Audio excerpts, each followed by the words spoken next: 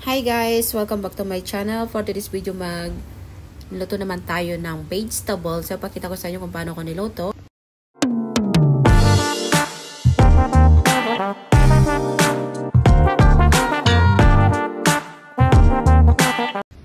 Ayan, meron tayong dalawang carrots and then garlic and then broccoli. So, ito lang yung gagalutuin natin.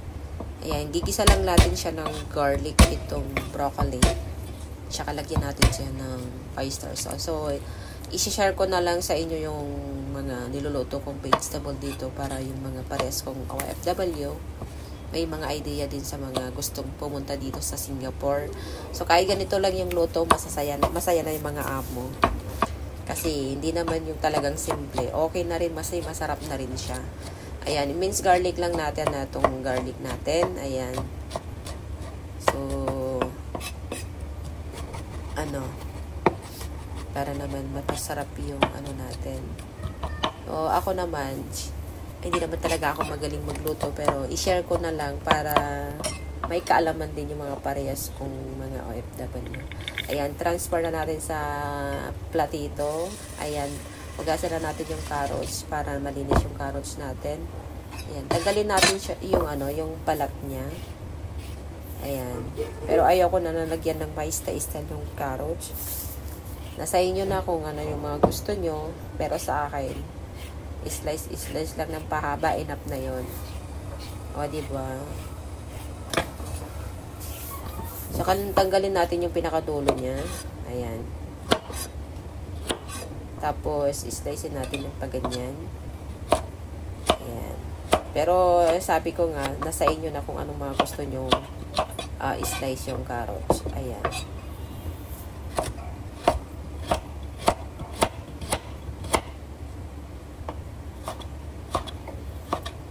Malapit na natin i-slice. So, magbo-voice record na lang ako kasi gusto ko sana maglagay ng music pero makaka-copyright siya. So, kailangan magbo-voice record.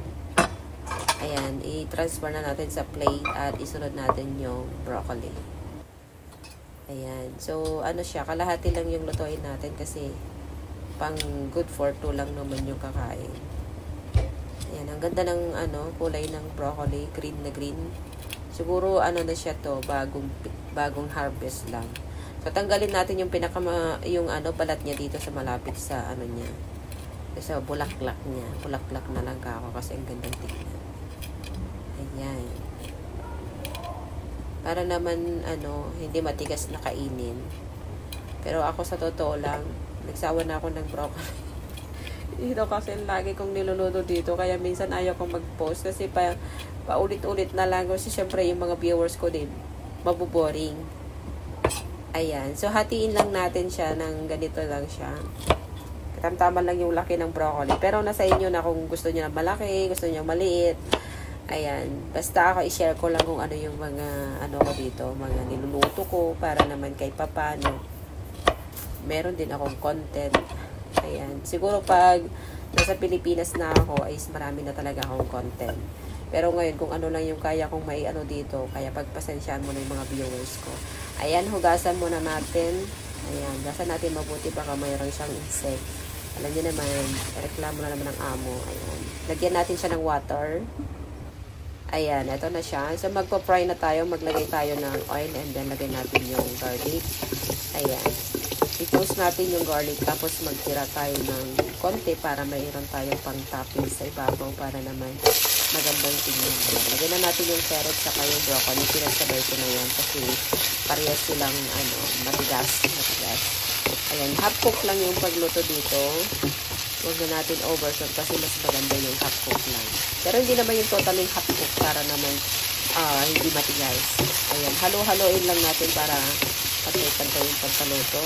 Ayan, so maglagay tayo ng oyster sauce. So, tansyahin na lang kung gaano karami. Sa akin, 1 tablespoon lang inilagay ko. Ayan, halo-haloin lang natin para mainit yung oyster sauce and then naglagay tayo ng konting water para meron naman siyang sauce yung broccoli natin para hindi siya mag-dry. Ayan, halo-haloin lang natin. Ayan, okay na siya guys. Ayan, pwede na natin i-transfer sa plate at ipakain na natin sa amo.